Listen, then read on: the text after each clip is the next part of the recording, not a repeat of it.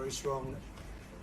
And he's done a really fantastic job as president. He's unified the country in a very short period of time. I'd say like a year and a half, about a year and a half. And right from the beginning, it was a real mess. It was a very disjointed place, and he's brought it together. He's a strong person. He's a great leader. He's respected by everybody, including me. And we're proud to have him together. We're just here to talk a little bit. We released sanctions from the country, which really, I think, was a big boost. Sanctions was a very important thing. And we're proud of the job he's doing. Syria's become a very stable, I mean, it's amazing. In a short period of time, it's really been stabilized. And we're proud of that. And to be part of the Middle East. Syria had one of the great cultures, the professors and lawyers and doctors. It had one of the great cultures of any country, not just Middle East. And then it went through this terrible period of time. But it's a country that a lot of people are very proud of, and they're proud of the job he's done. Thank you very much, Mr. President. Would you like to say something? في الحقيقة نحن حققنا إنجاز كبير في تحرير سوريا وإسقاط النظام السابق. We have made a great achievement in the toppling of the former regime. وكما ذكر فخامة الرئيس خلال سنة ونصف حققنا إنجاز كبير في توحيد البلاد ووضع على السكة الصحيحة من التنمية والاقتصاد. And as President Trump said, in a year and a half, we made an achievement in bringing the country together, unifying the country, and put it back on track. هذا بفضل الشعب القوي، الشعب السوري اللي تكلم عنه فخامة الرئيس ترامب. Of course, this is due to our strong people, the strong Syrian people that President Trump talked about. ثم القرار التاريخي اللي قام فيه الرئيس ترامب برفع العقوبات عن سوريا. Then the historic decision that President Trump has taken by lifting the sanctions on Syria. وأيضا مساعدة كل الأصدقاء المحبين في المنطقة من تركيا من دول الخليج من كل المنطقة. As well as the help of friendly countries and the loving countries in the region, Turkey and other countries in our neighborhood. الشعب السوري يشكر جميعا الرئيس ترامب. The entire Syrian people thanks President Trump. Thank you. Thank you very much. Proud of you.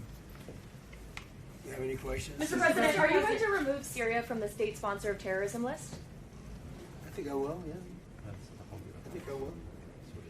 Why wouldn't I? He's done a great job. Maybe he would have brought that up a little earlier. That's a good question, yeah. Any problems with that? I think we should. Yeah, I will. Do you still want Syria to help with Hezbollah in Lebanon? They could help. We'll find out. I think we're making a lot of progress. Mr. President, They could help. Mr. President, He would do a very good job. Prime Minister Netanyahu has been critical of aspects of your relationship in the last couple of days with President Erdogan of Turkey. He said that Erdogan has imperial ambitions on neighboring countries, presumably including Syria. Well, he hasn't been involved with Syria. If you think, he hasn't been involved with Israel at all. And he's left it alone.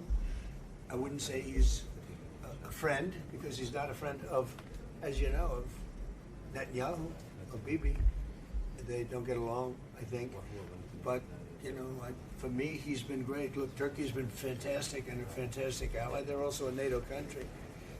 And Israel, we've done, no president's done as much for Israel as I have. Nobody even close. If you look at, just look at all the things with Jerusalem, all the different things that we've done. The Golan Heights, I did things, nobody has ever done anything for Israel like me. And we've made tremendous progress. And we've made a lot of progress with Iran too. Wiped out their military, but they should have been done 47 years ago. And if I could, do you think that that Prime Minister Netanyahu should be reelected? There's an election coming in Israel, or would you like to see new blood? I can tell you this: he's been a great wartime president. We worked as a prime minister. So we worked with each other very closely, and we went through a very big thing. We did a big thing together, and in my opinion, he's been a great wartime prime minister. I don't know anything about his politics. I'm not sure. I would think he should be popular because he did a very good job. We had and have a very good relationship. But he was a great wartime prime minister. President If you had other prime ministers, you know what? There wouldn't be in Israel right now. You know that? There wouldn't be. It would have been blown to pieces by Iran. If you had a weak prime minister, you wouldn't have. And if you had a different president, I guarantee there wouldn't be and Israel wouldn't exist today if you didn't have me as president. Mr. President, you said Data from the Energy Information Administration revealed that U.S. crude oil production set a new record in the month of April under your leadership. That's right. Why is it important to keep hitting numbers like this at this moment in time? Why is it important that you were able to get this done and keep it on this trajectory? Well, when we decided to do this, it's called the denuclearization of Iran. We have to do it. We have to have. They're never going to have a nuclear weapon, and they admit they're never going to have it. But they behave badly. Always behave badly. There's something wrong with them. But when we did this, we thought oil would go much higher, and it didn't go very high. And now it's coming way down, and you're going to see oil drop very low. Now maybe we'll do some other things that could lift it a little bit, but I don't think it's going to lift it a lot at all. I think oil is coming down. There's tremendous amounts of oil. Scott, what would you say about that? Yes, so record production under President Trump in his first term. Now in his second term, the U.S. is an energy superpower. It's why we weathered the conflict better than anyone else. And just this weekend, Bloomberg wrote that there is an oil glut out there, and we think that safe, secure American oil maybe even should trade at a premium to the rest of the world. So we have, if you add it up, you take Saudi Arabia and take Russia, two big oil producers, we do more than twice as much. We do more than, so think of it, Saudi Arabia, Russia put together, we do more oil, and that's not including Venezuela. It's pretty amazing. And this all happened during my term. We started it at the first term. Biden blew it because he had no idea what he was doing. But we are producing more oil right now than Saudi Arabia and Russia combined by almost double. Okay, any other questions? Mr. President, Yes. Yes, ma'am. you said that dealing with the Iranians is a waste of time. How do you plan to get the nuclear material and the nuclear assurances that you want? Well, we've already got the nuclear material because it's so far underground, nobody's going to be able to get it except us because we have the equipment that can get it. But I call it the nuclear dust. The nuclear material is so far down underneath a mountain, and now that's been determined, that it would take massive machinery that we have that no other country has. Mr. They can't President, get so it. you have no plans to go in, boots on the ground? Why would I go in now? I'd go in when they're completely either eliminated or whatever happened, or an agreement's made. Mr. President, Yes. if you cut off trade with Spain, does that mean that you're going to have to renegotiate a trade agreement with the EU? With who? With the EU, any past trade agreements you already have? We're going to see what happens with the EU. You know, they've treated us very badly for years, and they took advantages. Look, we're very close to those countries, right? And to everybody in the EU. The problem is they took advantage of the United States for years. It's like him. They took advantage of Syria. He's bringing it back. And I'm bringing the United States back. We have the greatest economy we've ever had. We have the biggest investment. 19.2 trillion is being invested right now in the United States. 3 trillion was the record. Under Biden and under the past administration, they had less than $1 trillion for 4 years. We have 19.2 trillion in 12 months. Think of that. We have the largest amount of money being invested in a country in history. Pretty amazing. 19.2 trillion with a T. So, and they're building factories all over the country. I think yesterday Toyota announced they're leaving Mexico. And they're coming, I'm not that Mexico's thrilled about it, but they're leaving Mexico and they're coming to the United States to build what will be, I believe, the largest automobile plant either in the world or at least in this country. Mr. President, on oil Daniel. prices Quick today. domestic question. You announced on Truth Social a couple days ago that Walmart was cutting the price for ground beef by 15%. How big of a deal is that for American customers this summer? So Walmart has agreed to cut their prices very substantially because things are going down. We're getting it down. We inherited very high prices. We inherited the highest prices in the history of our country, or 48 years to be exact, but I don't believe that. I think it's in history. So under Biden, they had tremendous inflation. Under the Democrats, we had tremendous inflation, record-setting inflation. And now, inflation is way down. Everything is great. we have the prices are coming down, but we inherited. They talk about they use different words to describe it. They had very high prices. The prices are coming down, and when the oil comes, the oil is coming way down.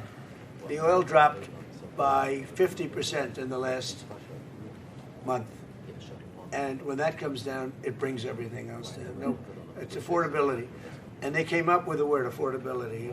Like I take over, I'm there for one day, and they say affordability, affordability. I said I've been here for one. Remember with the eggs, the first day or 2 days later, I have my first news, and they talked about eggs. They said the eggs have gone up 5 times. I've been in office for one day, and I said, well, we'll have to do something. In fact, they told me not to order eggs for the Easter egg hunt at the White House. I should use plastic. I said, we're not doing that. And by the time we came, that was a couple of months later, that happened, and we ordered thousands of eggs. And right now, eggs are way down. The prices are way down, and they're coming down further. So they made up a phony word that they used. They said affordability. They're the ones that caused the affordability prices. I didn't. But I brought it down. And the oil is coming down very big. Mr. President, Brent crude is up slightly today on the A little announcement bit, yeah, that because we hit them. Anytime we hit them, it goes up a little bit, $2. is that what you mean? Is that what you meant when you said that we might see oil prices lift a little in A response little to? bit, yeah, $2, very little. It's down from, let's say, $135 down to $69. It's dropping, and everything else drops. As oil goes, so goes everything else. But anytime if we hit Iran, oil goes up a little bit. It's all right. Mr. President, do you think And you know Israel? what we're doing? We're de-nuking it. All right? We're de-nuking Iran. They're not going to have a nuclear weapon. All right, one more question. Sir, do you think Israel should withdraw troops from southern Lebanon? Well, I talked to Bibi about that. Yeah, I think they're going to. I think they want to. I don't think it's a question of me. I think it's a question they want to. And they're getting along with Lebanon. They're signing deals with Lebanon. First time ever. Marco, talk about that if you'd like. Yeah, we have an agreement that, and that's the goal at the end. Obviously, Israel's concerned about their security. But the president did a great job bringing those two countries together for the first time It's a ever. big thing. First time in many years, right?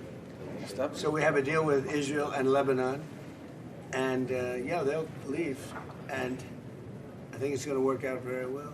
But we're here for this because Syria has turned around as fast as I've ever seen. Well, actually, I turned the United States around very fast, too. I inherited from a man who was not smart, not a smart person. We inherited from the man where they were running this country so badly with the open borders. Think of it, 25 million people allowed into our country. And that includes 11,888 murderers, most of whom murdered more than one person, okay? We got most of them out, or we have them in jail, and we've done a great job. Washington, D.C. now is considered one of the safest cities in the country.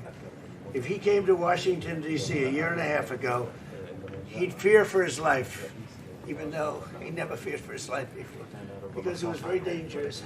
But somehow his territory might have even been a little more dangerous. I joke because, he comes from a rough environment. Would you say that's right, Tom Barrett? Huh? It's sort of funny to think. I don't think he'd be too concerned with Washington a year and a half. But we had a very, very unsafe Washington, D.C., and now it's one of the safest cities in the country. We put the military in.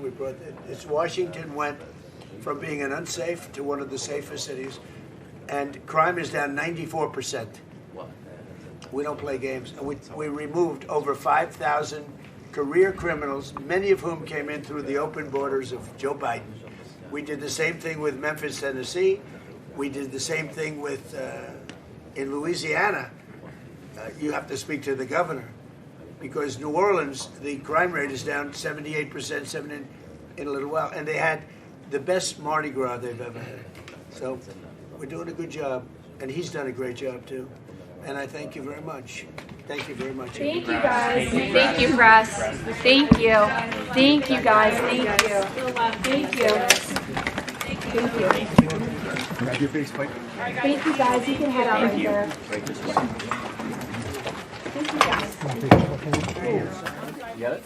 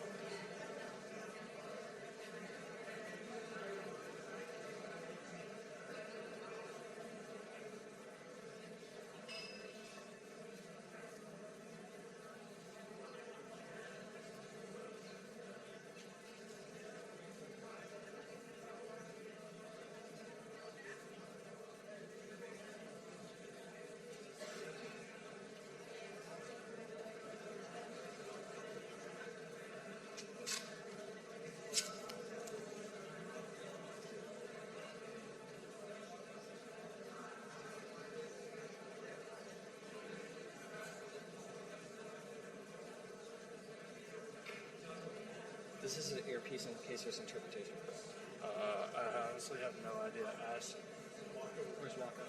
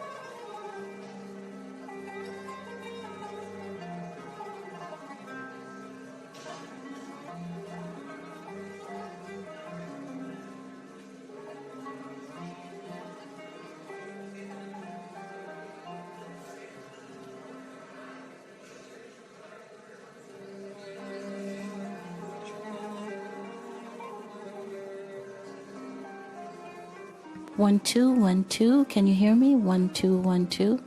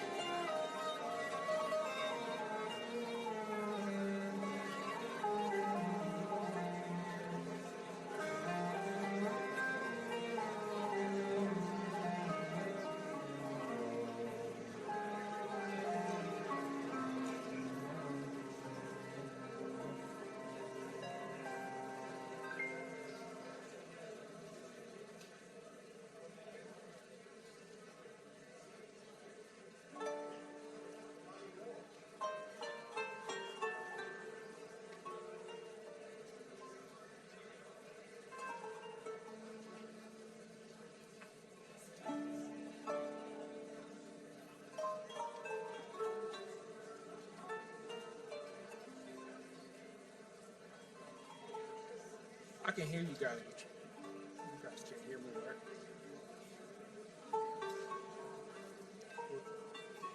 Was I just on the mic?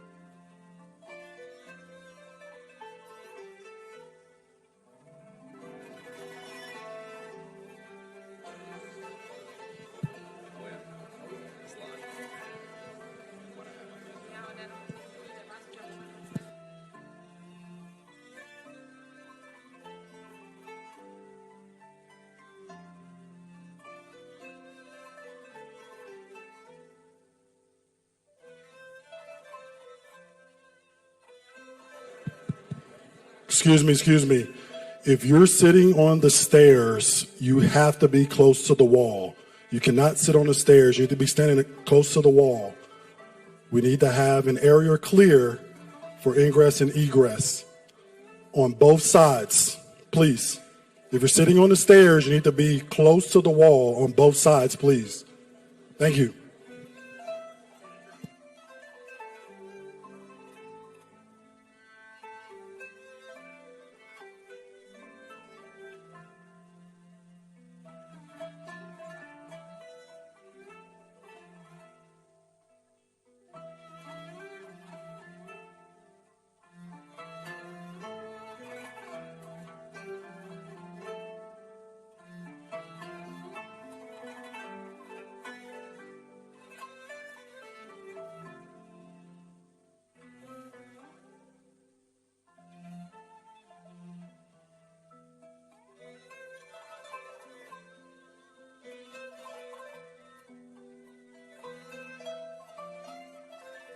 Merdivenlerin bir tarafı mecbur boş kalmak zorunda. Yoksa Sayın Trump açıklamaya gelmeyecekmiş. Bilginiz olsun. Bir kanadını muhakkak boş bırakmamız lazım. Sağlı sollu. Buraya boşaltıp komple oraya alalım.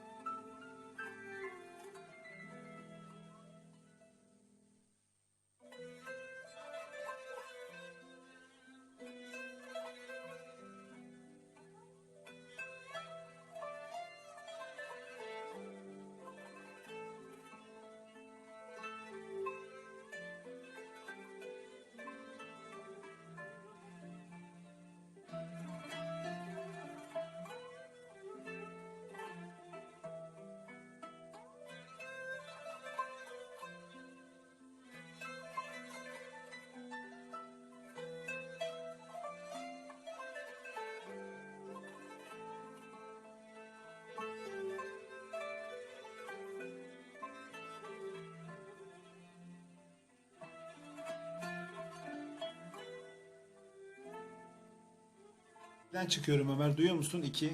Baktılar. Trump sorun dinleyecek yoktu. ya. Biliyorum. Evet 2'den çıkıyorum. Duyuyor musun? Tamam. Bir de 3.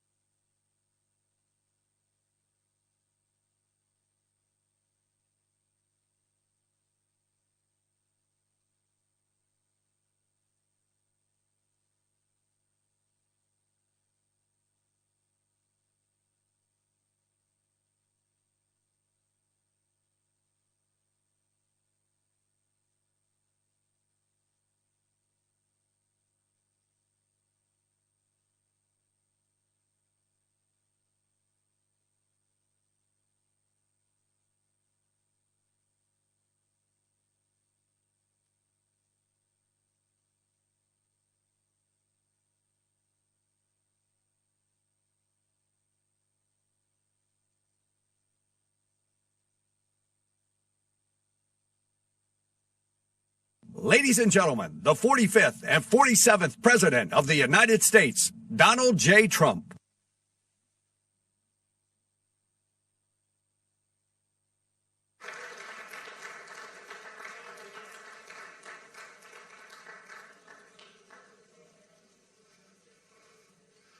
That's a lot of press. Wow. Well, it's important stuff. And you know, our team out here, they've all become stars, superstars actually. But we want to thank you very much. We've had a tremendous time and I think a great success. And we just concluded a very successful NATO summit here in Turkey. And I want to thank President Erdogan, who's really a great man. He's a great leader. He's a friend of mine, been a friend of mine for a long time. He's a strong person, a very strong personality, and that's why he runs such a successful and good country, and really I would say a great country. Militarily, he's very powerful. People leave him alone. But he's really done a fantastic job. And from the moment we got off the plane, you look at the airports were beautiful. They built a new terminal for our arrival. Everything was beautiful. And so I just want to thank President Erdogan, who's done a fantastic job in Turkey. And I also want to thank NATO Secretary General Mark Rutte. Mark is an extraordinary person, smart, great leader. It's not easy leading so many leaders like that. You get a lot of leaders, and they're strong personalities, every one of them. And Mark does an unbelievable job. Couldn't find anybody better.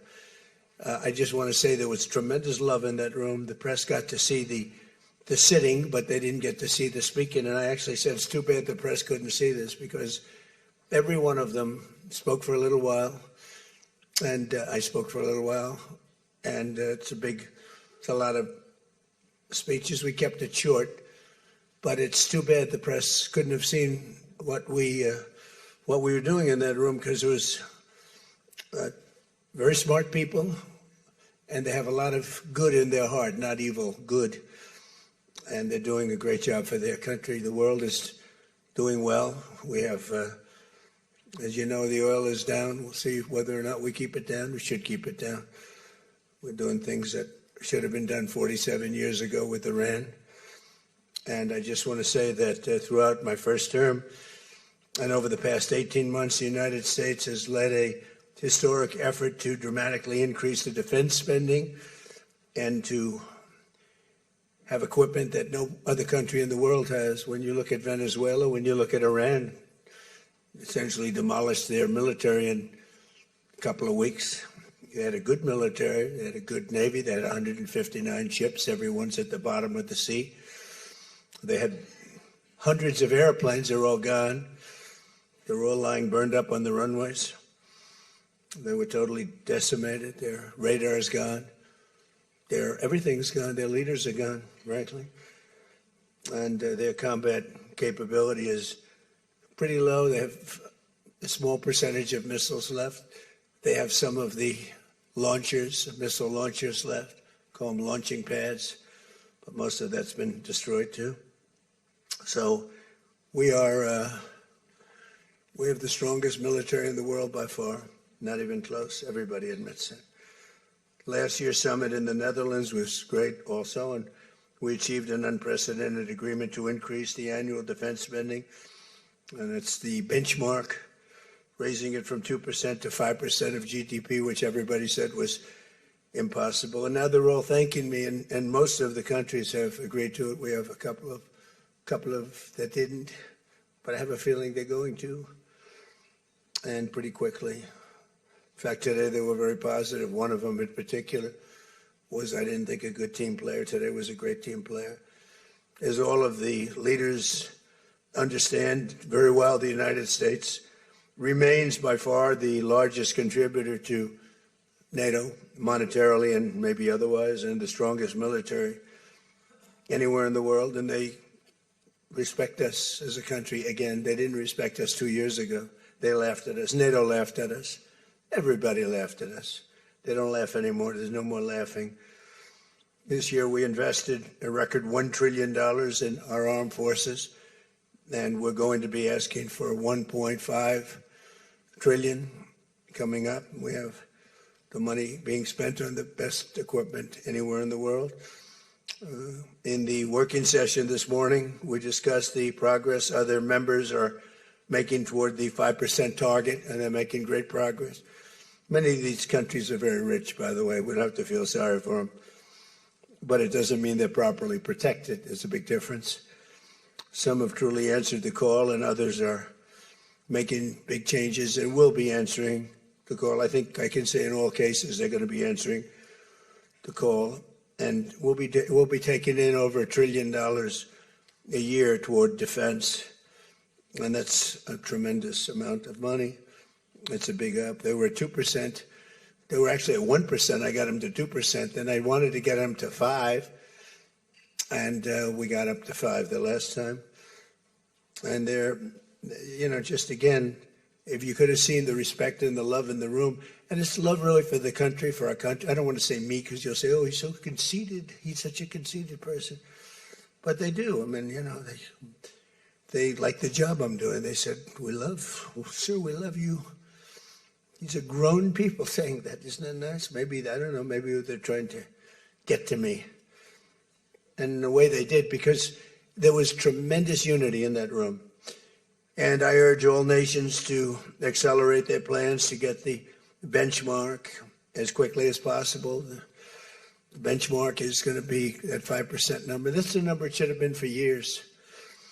As a result of the commitment we achieved last year, defense spending of other NATO members surged by more than almost $150 billion in 2025, and much of that money is being spent on American-made equipment. They all want American-made equipment. We're pushing very hard to have the defense companies, and they're great. We make the best equipment, the Patriots and the Tomahawks, and everything we have is considered to be the best. Not by me, it's everybody wants it. I wish we made it faster because we could sell as much as we could make. And as you know, I had Lockheed and every one of the companies, all of the companies who are Raytheon as an example, Boeing. So many of those great companies are now building plants. They had big plants, but they were using them 24/7. I said, that's not the way to do it. You have to build more plants. You don't have to just go overtime. No tax on overtime. Remember that, please. No tax on overtime. Those people are happy.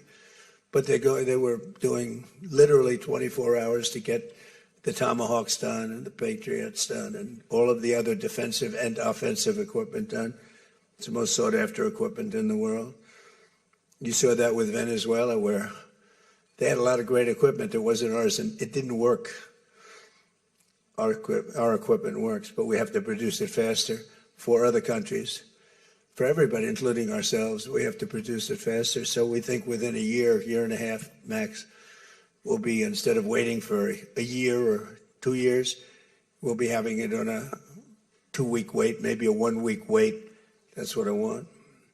And it'll do really well. A lot of people are, just waiting. They're waiting. They want to get this defensive equipment, maybe in particular the defensive equipment, but offensive and defense. As much of that money is being spent on American-made equipment. That's the money that the European and Canada are spending, European countries mostly, and Canada.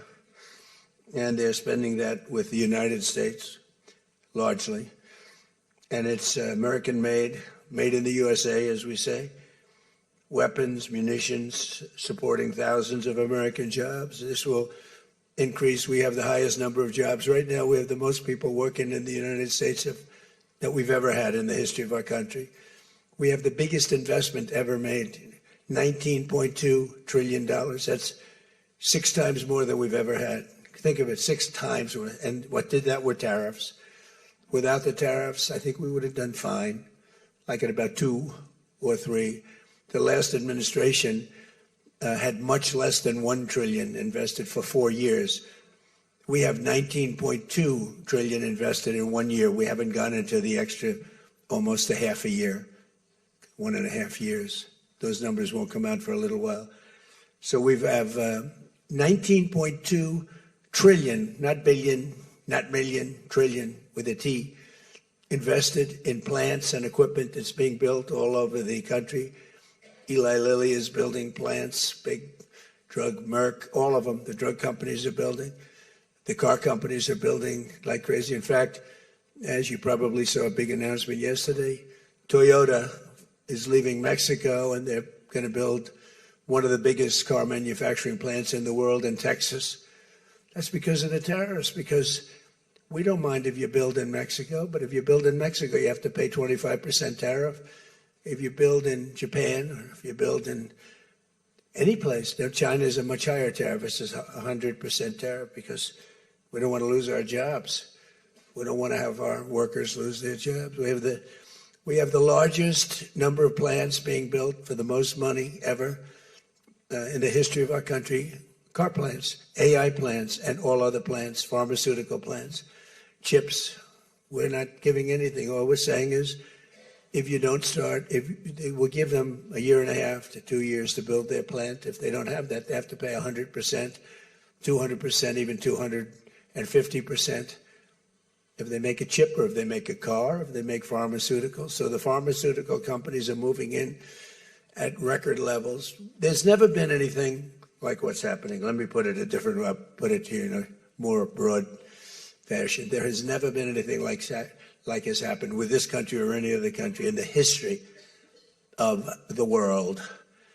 There has never been growth. There's never been manufacturing plants being built. We have so many being built. And in the big ones, like AI, some of the AI, we let them build their own electric plants. We force them to build. We don't want, because the old grid that we have wouldn't be able to supply. They need, just as an industry, more energy than the entire country produces right now, when you think about it, which is incredible. So take all of the energy that the United States produces and that one industry, which is so big, so powerful, it needs more than that. In fact, some people say almost double. So this was my idea. I said, you can never service that. You can't reinvigorate the grid. You can make it better, but nothing like that. You wouldn't be able to build. And we're leading China in AI, well, in just about everything. But we're leading China in AI. Even in TikTok, I was watching somebody say, oh, the TikTok deal, it's so bad well, because they say the deal was incredible, but they think the word that gets out is bad, except the numbers just came out, and I'm #1 on TikTok, and all I do is talk about communism, right? So it's sort of good. I used it to get elected, too.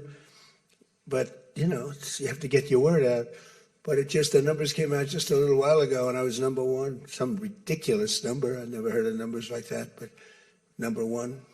And all these entertainers are number 27, 29. It's crazy. I don't even understand myself. But that means that my word's getting out about how great our country is, how successful our country is, and how bad communism is, and how bad these lunatics are that are running for election that don't sound good, don't think good, and don't look good.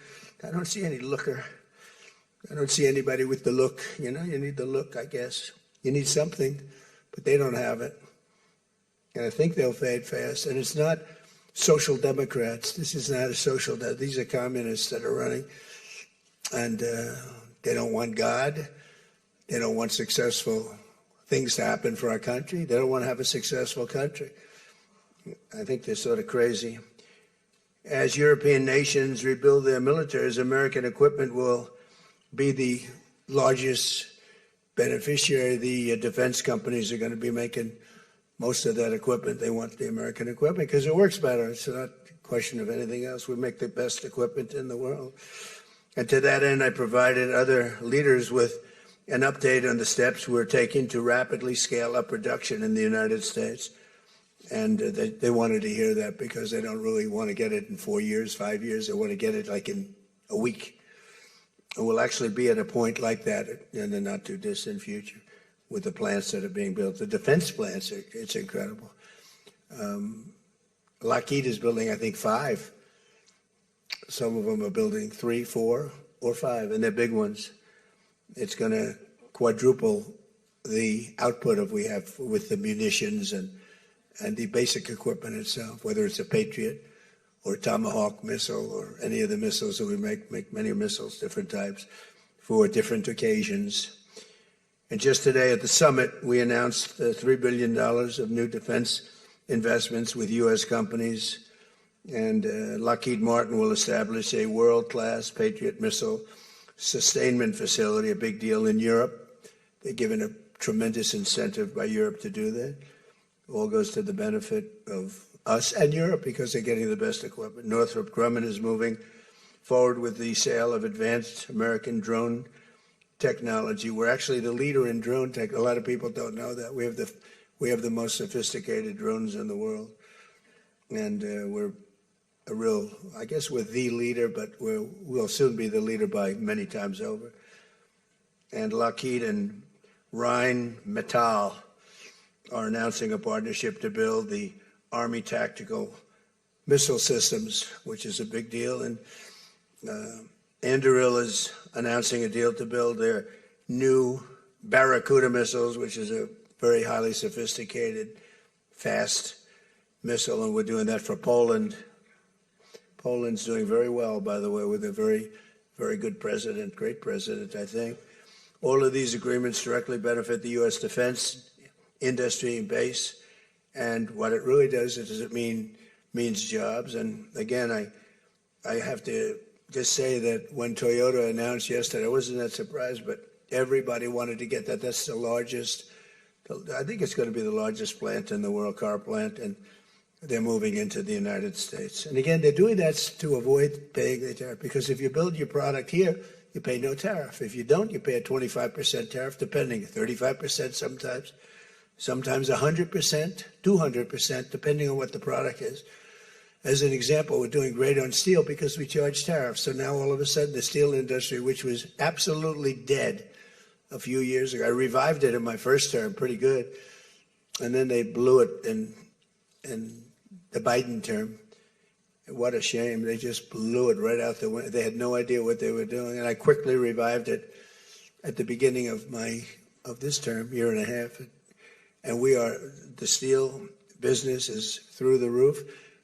We don't even make aluminum anymore. Now we're going to have the largest aluminum plant in the world being built in Oklahoma. I love Oklahoma. 77 out of 77 counties, 3 times. And it's great. It's a great state. They're going to be building the largest aluminum plant in the entire world in Oklahoma. It's starting very soon. Over the course of the past 2 days, I had a number of excellent discussions with other leaders at the summit and held productive bilateral meetings with essentially all of them. We had dinner last night. Just about all of them were there. President Erdogan of Turkey, as well as President Zelensky, and he just came in, as you probably saw, at a little press conference, and also President al-Shara of Syria, who's doing an unbelievable job in unifying Syria. What a job he's doing. Syria was a mess with what happened with the previous government, you know that. Very dangerous place, and now it's just come together. He's done a fantastic job. People are talking about it. In every conversation, it was clear that America is back, and we're stronger and bigger and better than ever before. We have more jobs, as I said, than ever before. And we're respected again like maybe never before. We are so respected as a country. That's why I wish I told the Secretary General, Mark, I said, it's too bad the press could not see what's happening in this room. You saw the big round circle with all of the leaders of all of those countries. And I don't know, I think they should allow it. The theory is that they won't be speaking quite as freely and it won't be quite as good, but who knows? It was amazing, actually. The unity in that room was incredible. Really a love. It was sort of pretty wild. There was a love in that room that was great. So this was a tremendously successful summit. And again, I want to thank President Erdogan, Turkey, and so many of the presidents, prime ministers. They were all here from NATO, the NATO countries. And in particular, we have to thank the Secretary General Mark Rutte for doing a fantastic job. He really put on a tremendous, his was just something, he's a unifier. He's a tremendous unifier. So I could take a few questions. We've done a few of these already today, so I don't think we should take too many. I don't think we should take, right? So we're going to keep it a little bit short, and I know a lot of you are going home. Some are going with me. So go ahead, please. Sir, yes. Yes. No. The gentleman right here. The very tall gentleman who's very insecure. He doesn't want to ask the question. He's a handsome guy, but he's very insecure.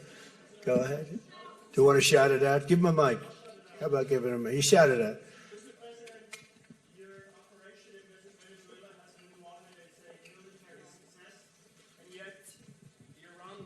Seems to be a strategic dead end for you. Why are you apparently unable to end the Iran war? So I think we're doing just the opposite. The Iran war has been a tremendous military success.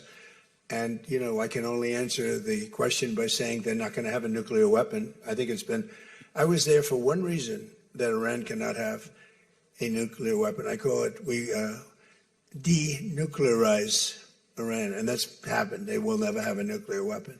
That stuff is so far down under a mountain. It's a granite mountain that collapsed on top of it.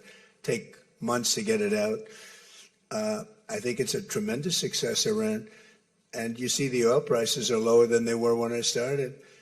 And people like to say that, but look, they have no military left. Their Air Force is gone.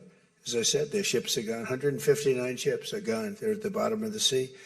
Their radar is gone. Everything's gone. So when you say not a success, it's a tremendous success. The fake news likes to say how well they're doing. They're doing terribly. They have 350% inflation. When the war started, they had like 6%, 5%. They want to make a deal, but they don't know how to make a deal. And then they go around shooting ships at night. I don't like that. You know, they're dealing with very fine people. They're dealing with Steve Witkoff. They're dealing with Jared Kushner and J.D. Vance. And they're dealing with Marco and Scott. They're dealing with great people, but I don't know. I think they're a little loco. They're a little crazy. But they told us they'd like to go to the funeral of a person who was killed a lot of people. Khomeini killed a lot of people over the years, and there for a long time. Don't forget, what we did should have been done 47 years ago. It could have been done any time within 40. This has gone on for, they were the bully of the Middle East. So they're a much different country. Now, in one day, all of their anti-aircraft things are gone. That doesn't mean they're not going to get a plane at some point. But all of it's gone. Everything's gone. Their leaders are gone. They had leaders, they're gone. And they had another set of leaders, they're gone. Now they have another set of leaders, they may be gone. Who knows? And you know what? I may be gone too, because I'm their number one target. It's out all over the place. I'm their number one because they're scum. That's the way they act. And that's the way they've done it for 47 years.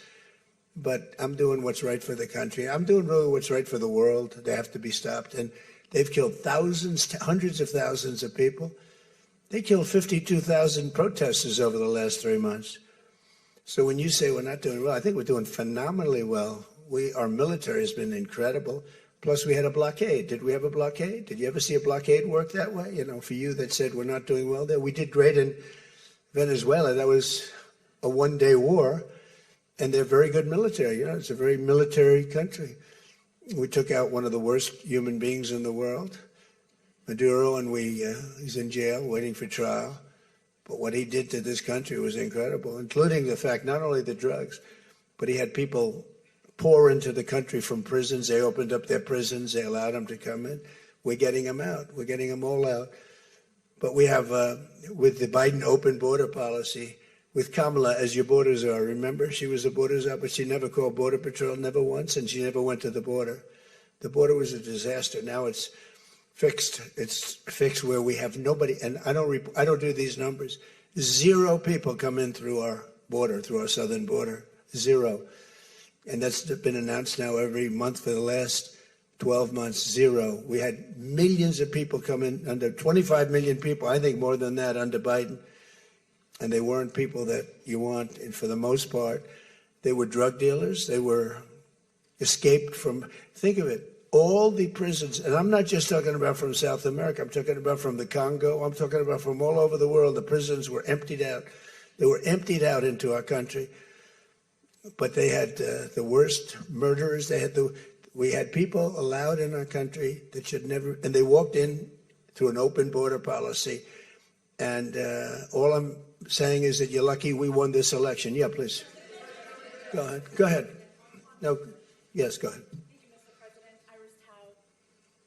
Who you with? Why don't you say your name and who you're with? It's always helpful. Thank you, Mr. President, for doing this. Iris Tao with NTD, with a sister media with the Epoch Times. Okay. On communism, you've been issuing a wake-up call to Americans at home about the dangers of communism. And now you're speaking on the world stage. What's your message to people both living under communist and socialist regimes, but also people living under democracies like in Europe and America who might not have realized how close communism has come to home? Yeah, that's a great question, actually. But look, I want to get the word out because what's forming is communism in the country. And communism's easy to sell. I would be the greatest communist in history. I'd be right up there with Lenin. I'd be as good as anybody. You've got free rent for the rest of your life. What they don't say is that you'll be living in squalor in 12 months. You've got a free house. Would anybody like to have a free house? We'll take it away from somebody. We'll give it to you. You'll have murders all over the place. Communism's a disaster. It's been proven to be for thousands of years under different names, but same thing. It's very important. And, you know, it's funny. One of the reasons I do so well with Hispanic people, I set a record, Republicans. I get great numbers for the election, helped me get elected in a landslide. The Hispanics, because a lot of them came from countries that were essentially communist. You know, whether you call them radical socialists or communists is not that much, but there's a little difference. When they say social democrats, we're social democrats, it sounds so nice. It's not nice. It's a very dangerous term. So I do talk about it, and I talk about it on TikTok, and I talk about it everywhere. I talk about it here. And you're right, it has become international, but it's never worked, and it's not going to work. What is working is the United States. And think of it, we have more jobs than we've ever had. People are making more money than they've ever made. I'm talking about workers now. I'm talking about workers. They're making higher salaries than they've ever made before. It's just the best system, and it's got flaws, but everything's going to have a little flaw, but it's been amazing. And when I watch what's happening, and I see these lowlifes getting, I mean, they're lowlifes. I watch them. I know good people. I know quality people. These are essentially lowlifes. And when I see what they're talking, I think they're very dangerous in many ways. And I've said it. And then I said, boy, that's a pretty big statement. Then I realized, you know, a couple of people said, I think you're probably right. I think this country, with this thing that's going around, is in more danger than it was during World War I, World War II. If you talk about September 11th, if you talk about Pearl Harbor, that was big danger.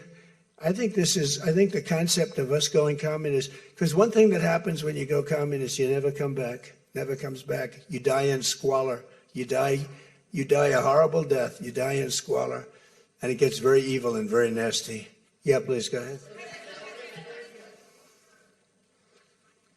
Mr. President, Tyler Pager with the New York Times. Last month you said Iranian leaders were very rational people, nice people to deal with, strong people, smart people. Today you said they were scum, sick people, and being led by sick people. What changed, and do you think... I got to know them. So I've said that about a lot. Now, when you say rational, I think they're much more rational than level 1, level 2. Level 1 is gone, level 2 is gone. This is level 3. I think they are more rational, but based on their actions over the last week or two, they're not doing a service to the people. And I think more than anything else is I got to know them. And I'm not sure I want to make a deal with them. We can play games, but I'm not sure I want to make a deal. Let's just finish the job. Yeah, please, go ahead. Go ahead. Go ahead. Go ahead. Thank you, Mr. President. Steve Sedgwick from CNBC. The oil markets are up today, around about 7% for WTI and Brent as well. The world is taking you at your word, sir, that the MOU is over, that the ceasefire is over. What happens next, sir? Are we on the cusp of a full-scale return No, to full conflict? well, I'll tell you what happens next. We're never going to see Iran have a nuclear weapon because that's much more important than the numbers you're talking about. The prices of oil are dropping like a rock. Now they'll be up a little bit, and this will end very quickly. We have an oil glut right now because we got all those boats out of the strait, and it's going to drop, and I've predicted everything. I've been right about everything, and I have been for a long time. That's how I got to be president 3 times. That's how I won 3 elections. I did very well in the second one, won it. It was a rigged election. But I've been right, and oil's coming down. Now, I have to make sure of one thing, that we don't have lunatics having control over nuclear weapons. So we have that now. There's no way they have a nuclear weapon. We have cameras, as an example, on the site that those beautiful B-2s at 1 o'clock in the morning 10 months ago blew up. They blew it up. We have cameras, that's called Space Force, if they're in space. But we have cameras that can read the badge of the person going over to a site. Mohammed something. We say it's Mohammed something is there with shovels. Well, shovels won't get you there.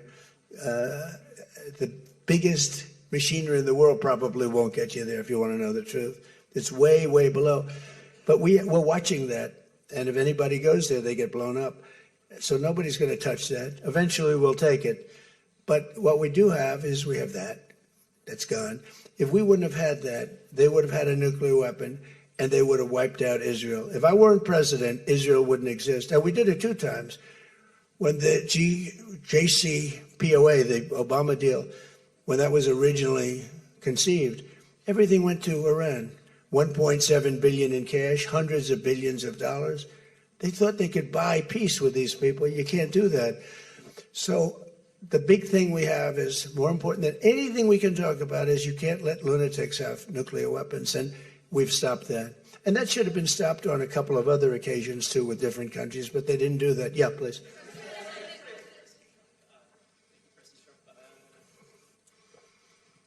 Stephen Nelson from the New York Post. I'd like you to address speculation that you're leaving Ankara not in the new Air Force One because of security concerns involving Iran. You've spoken today twice about them possibly assassinating you and possibly being successful. Did that concern have something to do with it? Well, I speak about it a lot because, you know, the life of a president is very dangerous. It's 5.2%. You know what a race car driver is? 1/10 of 1%. A bull rider, that looks pretty dangerous to me. It's 1/10 of 1%. No, it's 5.2% is you don't make it. You should have told me. You're an excellent reporter. You should have told me that years ago. Maybe I wouldn't have run. It's a very dangerous profession. No, I'm number 1 on the kill list for Iran. They're lovely people. I'm number 1. So I don't know. I can't tell you that, but I don't really care because I'm doing my job and I'm doing it, I hope, better than anybody's ever done it because we have a country that's hot and really, really successful. But I mention it only because it's on the list. I mean, it came out. There was another list came out yesterday, and I'm number 1 on. I like being number 1 on TikTok better, but I'm number 1 on the list for killing. Go ahead. Hey, Sean McCreesh, New York Times. But why aren't you flying the new plane home? Say what? Why aren't you flying on the new Air Force One home? It's flying to Europe, to one of the big bases, 2 or 3 of the big bases, where we can show it to the people. And we'll be going home by normal methods. But we have it going to Europe to a couple of bases, actually 1 in particular, but it's going to go to a couple of bases, stop, so the soldiers can see it because it's truly magnificent. Yeah, please. Go ahead. You want to go? Okay, go ahead. Mr. President, Harici Media, Tunç Akkoç, Türkiye. Mr. President, it seems that the war with Iran may start again. What do you expect from your European allies? I don't think it's going to start again. I think it's going to go very quickly. They hit a couple of ships, and so we hit them much harder. When they hit, we hit 10 times harder. You know, we hit much harder than they do. We have a lot better equipment than they do. We may even, somebody asked before, do you think you'll hit them tonight? I said, we might. Yeah, we might. But when they hit, we hit. You know, it's what we use their language. We speak their language. No, I don't think so. I think anything that happens is going to be over very quickly, and will only make it safer, including for oil. Oil is going to be very free, very easy, and it's going to happen very fast. We have the Hormuz Strait. The boats have pulled out. I mean, there's a gusher of oil right now. We have a lot of oil. And no, anything that happens is going to happen very fast. We're not looking for long term. Okay, go ahead, Red. Now, you said today that countries... You're with who? MS Now. MS Now. That's a failing network. Why would you want to work for them? MS Now. Can you imagine? They wanted to get away. They took the name NBC because they were embarrassed by it. Go ahead, let's go. When do you hear this question? You said today that countries like Spain, Italy, and the UK were not there for the U.S. and its war with Iran. Should those countries be attacked, will the U.S. be there for them? Well, I'll tell you what. Number one, Spain has been very bad, but, you know, Italy's been good, and almost all of the countries have been good. They just had a bad moment. They didn't help us.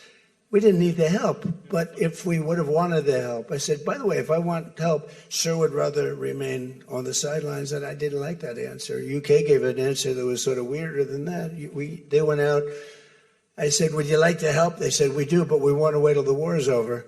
This was not in the spirit of Winston Churchill.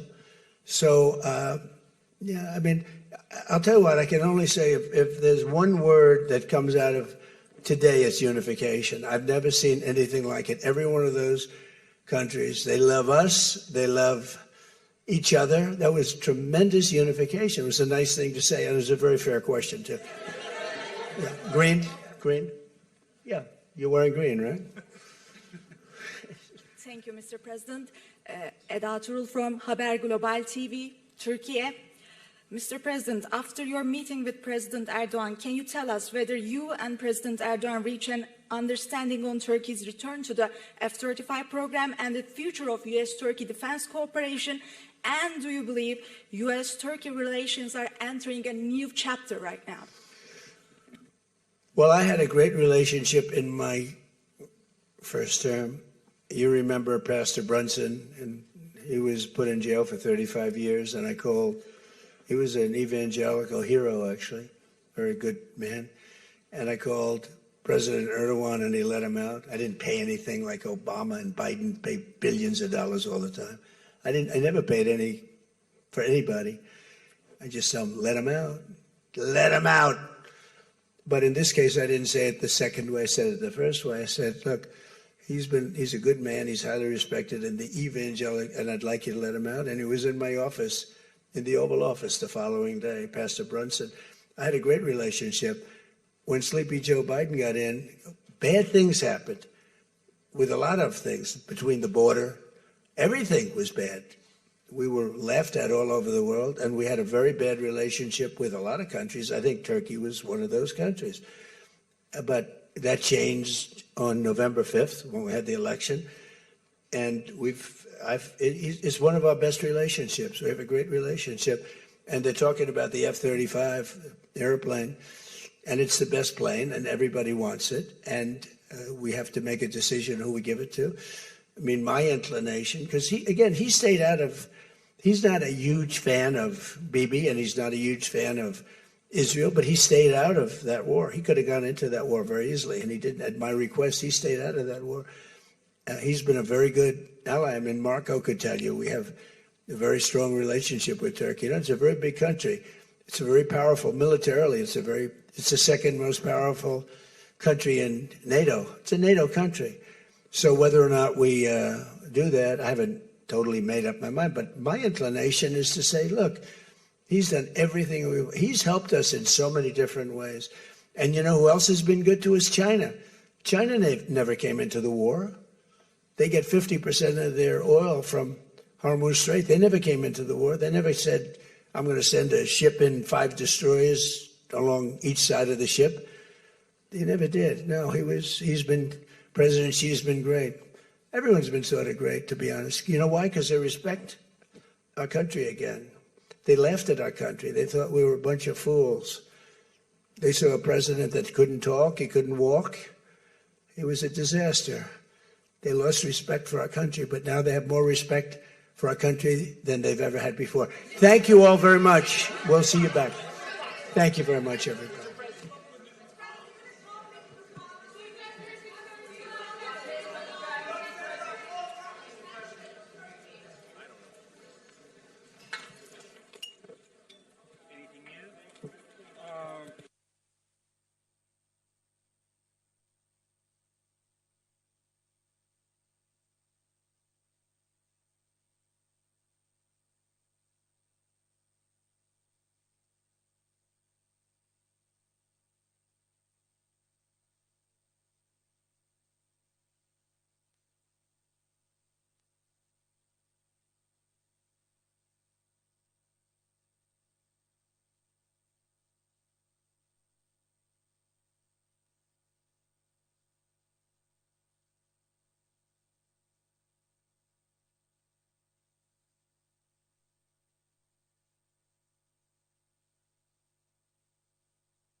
See, huh?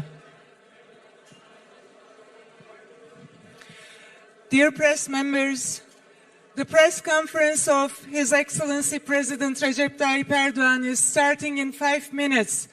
So please remain in your seats.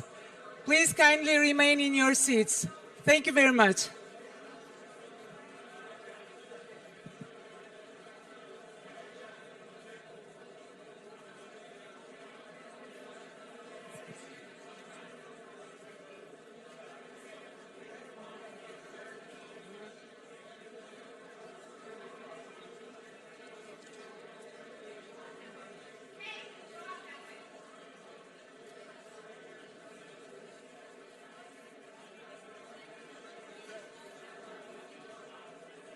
Şuraya hemen çekelim.